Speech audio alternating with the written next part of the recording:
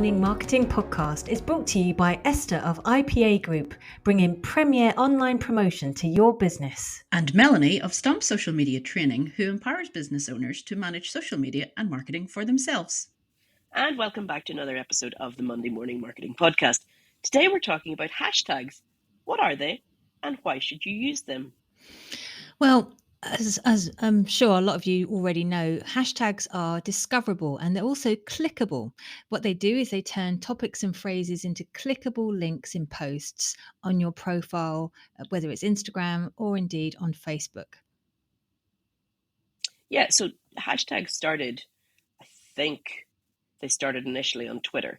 So Twitter is a really, really long just stream of information and tweets.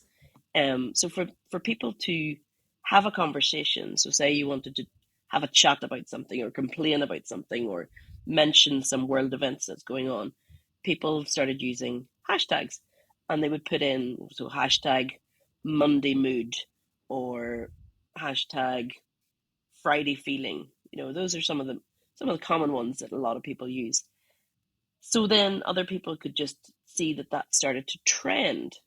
So trending hashtag is whenever lots and lots of people, either in your country or around the world, are using it. So say it's a specific day of the year, Mother's Day, Valentine's Day, International Women's Day, all those things have their own hashtags that people use and it becomes a trending topic. If you were to have an event, now we know Samantha Kelly, the tweeting goddess, does this at all her events.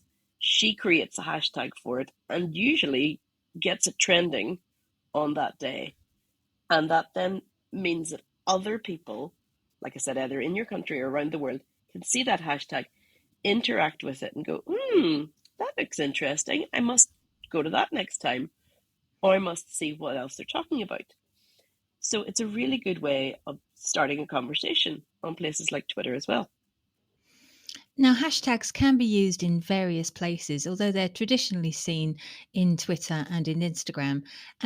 But you can use them on a Google Business Profile. You can use them on Facebook and TikTok. TikTok and other places. They all have a role in being found in search, but most frequently they'll be used in Twitter and in Instagram. Now, there's so many different ways that people have perceived using hashtags at the moment, currently, for at the time of recording. Instagram would like you to use ideally less than all 30. Now you can have up to 30, absolutely no problem doing that. But then you're kind of hopping onto an awful lot of threads of search. So they'd prefer that you would really only stick with sort of 15-ish.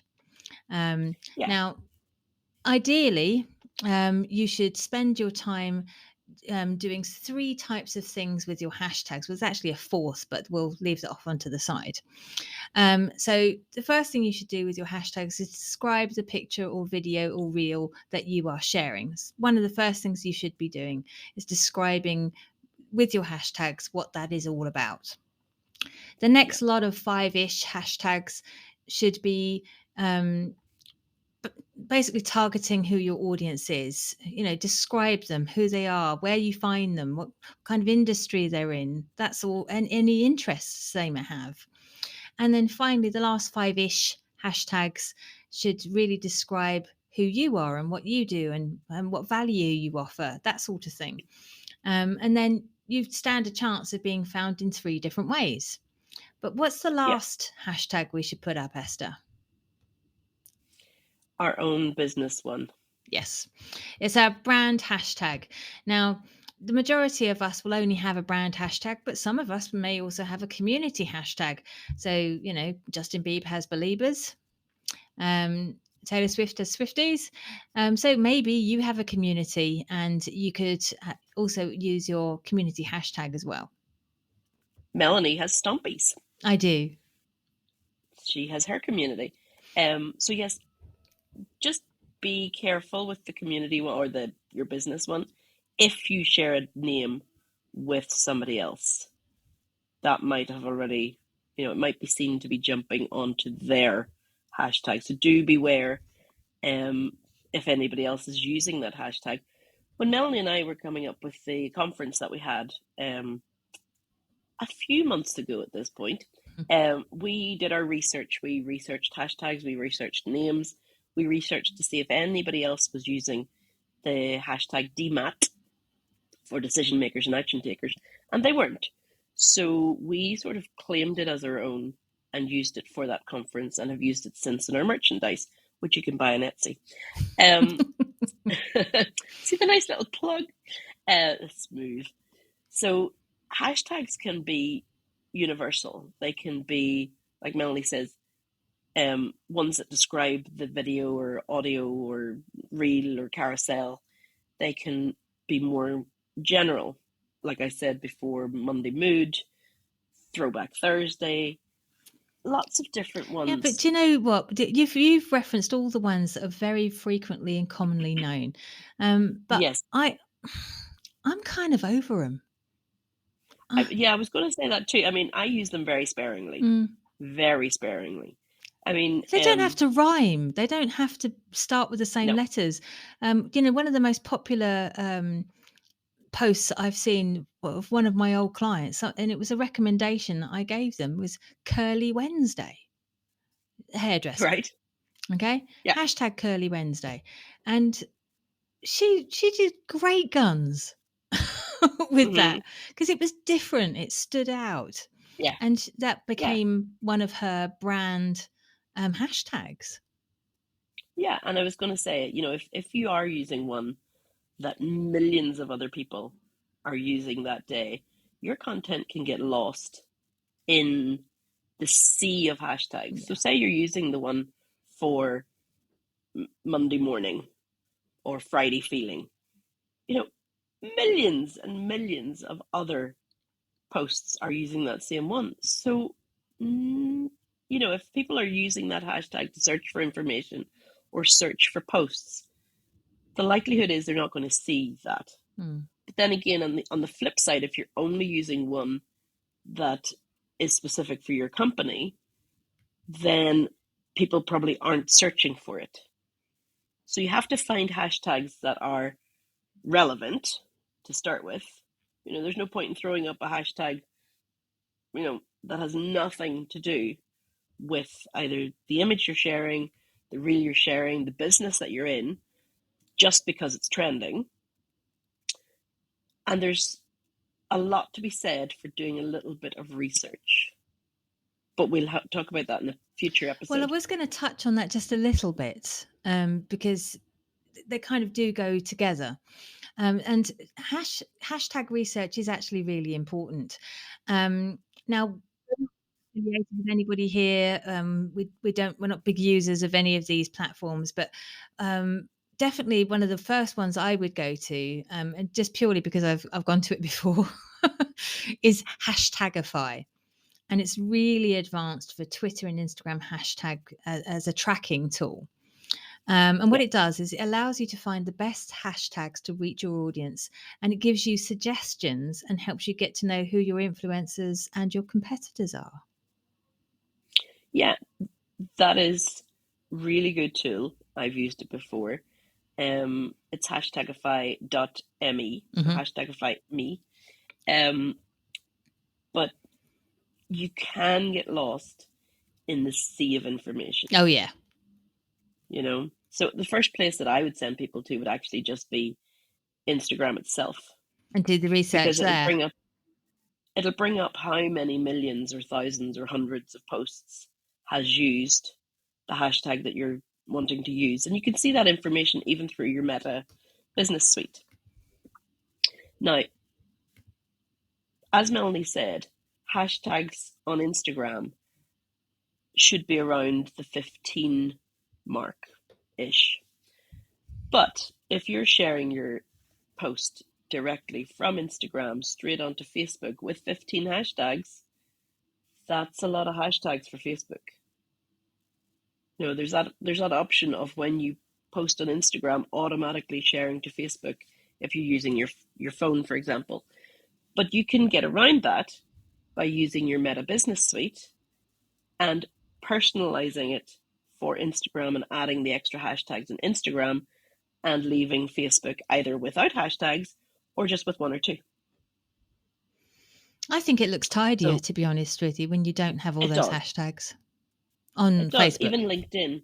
Yeah, even LinkedIn. We haven't talked about LinkedIn yet, but LinkedIn, sort of the people who use LinkedIn, the knowers, the movers and shakers on LinkedIn, tend to just go for 2, maybe 3 at a push, and they don't like seeing lots and lots of hashtags, and they're not necessary on LinkedIn.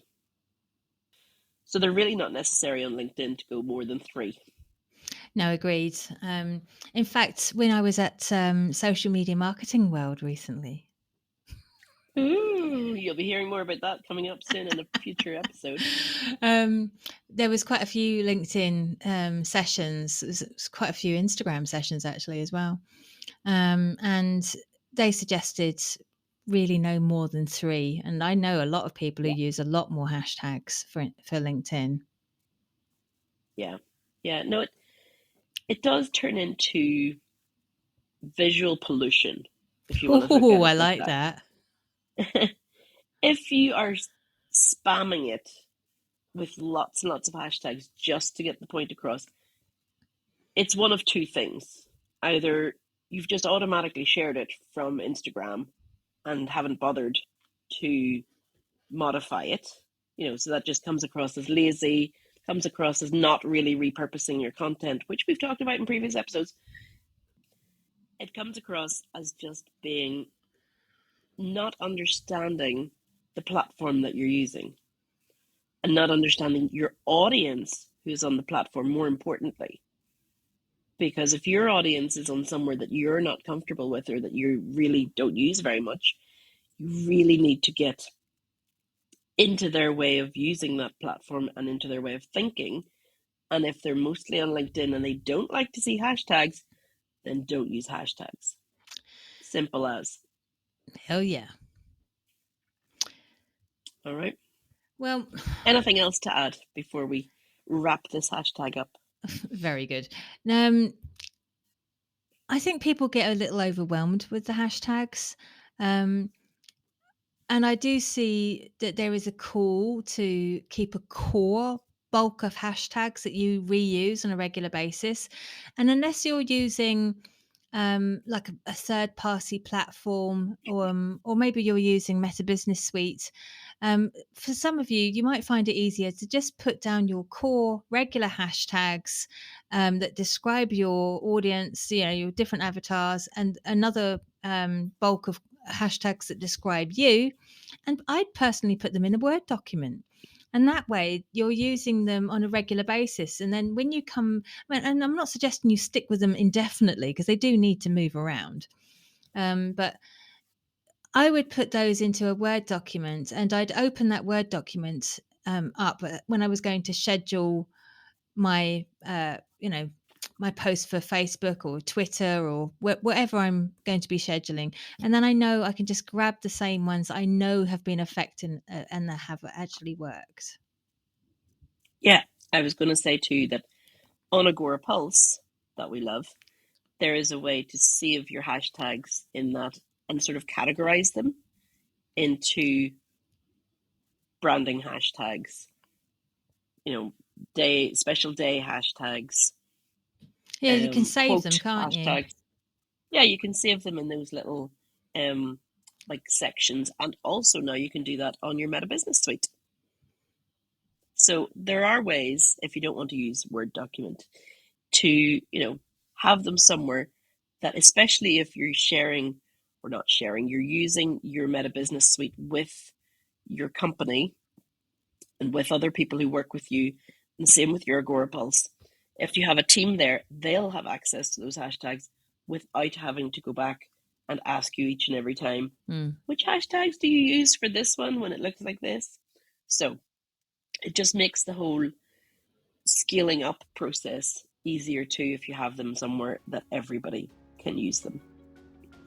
And on that note, guys, and before I start coughing again, we will wrap up and We'll be back next week with more Monday Morning Marketing. Until then, bye-bye. Bye, guys. Have a great week.